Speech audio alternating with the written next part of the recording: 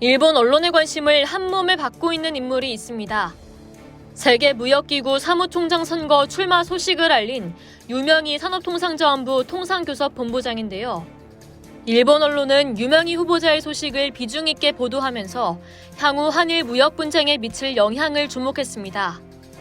일본 니혼게이자이 신문은 24일 유 본부장을 지난해 7월 일본의 대한 수출 관리 엄격화에 대해 강력히 반발하며 WTO 제소 등을 주도해왔다고 소개했습니다.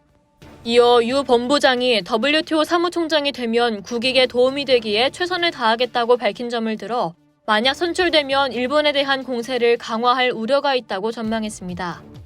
교도통신은 유 본부장은 지난해 7월에 시작된 일본의 한국 수출 관리 엄격화에 대한 대응에 참여한 경험이 있다며 일본의 조치는 WTO 등 국제규범에 합치하지 않는다고 비판하며 철회를 강하게 요구했다고 보도했습니다.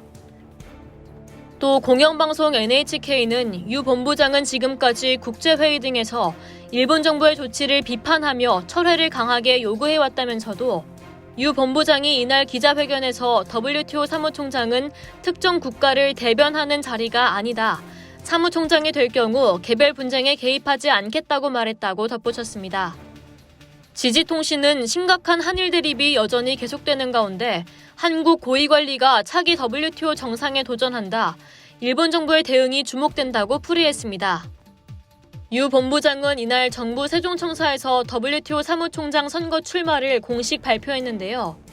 그는 한일 무역 분쟁에 대해서는 WTO 사무총장 자리는 특정 소송에서 특정 국가를 대변하는 자리가 아니다라며 WTO 제소 절차에는 영향이 없을 것이라고 강조했습니다.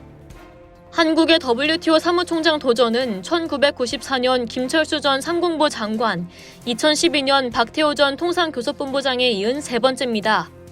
유 본부장에 당선되면 한국인 최초이자 여성 최초 사무총장이 됩니다.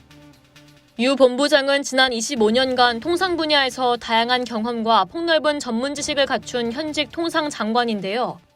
2018년 1월 통상교섭실장으로 임명돼 1948년 산업부가 설립된 이래 70년 만에 처음으로 1급 여성 공무원이 되기도 했습니다. 앞서 WTO는 브라질 출신 호베르투 아제베두 현 사무총장이 임기 1년을 남기고 지난달 돌연 사임 의사를 밝히면서 후임 선출 절차가 시작됐습니다. 현재까지 유 본부장을 포함해 나이지리아, 이집트, 멕시코, 몰도바 등 5명 후보자가 입후보한 상황입니다. 이상 여의도투브였습니다.